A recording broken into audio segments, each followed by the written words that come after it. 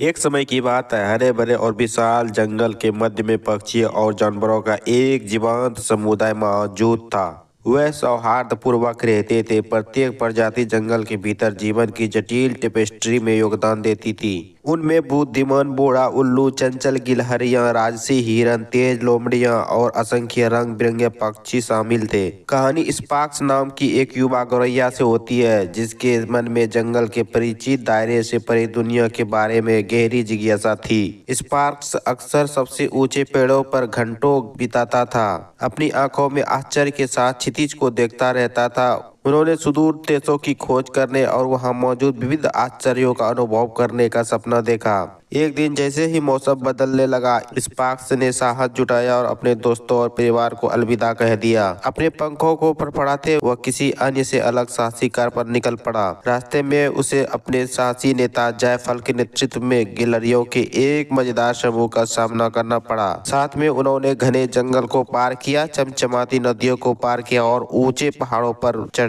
जैसे वे यात्रा कर रहे थे, स्पार्क्स और नटमेग को कई आकर्षक जीव की मिले।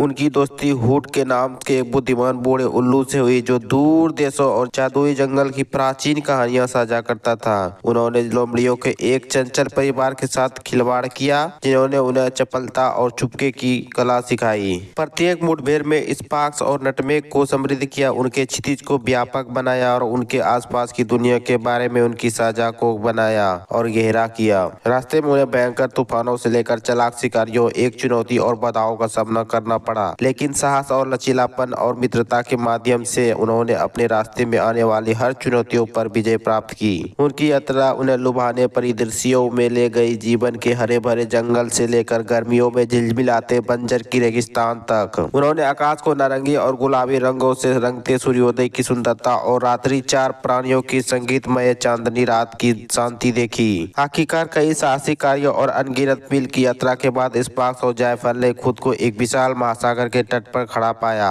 नमकीन हवा ने उनके पंखों और बालों को हिला दिया और टकराती हुई लहरों की लयबद्ध ध्वनि से उनके दिलों को विस्मय और आश्चर्य की भावना से भर दिया। जैसे ही उन्होंने सूरज को क्षितिज से डूबते हुए पानी पर सुनहरी चमक बिखरते हुए देखा, स्पार्क्स और नटमेग को एहसास हुआ कि उनकी यात्रा अभी शुरू हुई थी। क्षितिज के पार उनकी प्रतीक्षा कर रहे रोमांच के वादे के साथ उन्होंने अपने पंखे फैलाए और अज्ञात की ओर प्रस्थान किया और एक साथ दुनिया के आश्चर्यों का पता लगाने के लिए तैयार हुए। और इस तरह स्पार्क्स और जायफल और उनके साथी वनवासियों की कहानी पेड़ों के बीच फुसफुसाती हुई एक सुनहरी बन गई, जिसने प्राणियों की पीढ़ियों को अपने सपनों का पालन करने और अपने स्वयं के असाधारण साहसिक कार्य शुरू करने के लिए प्रेरित किया।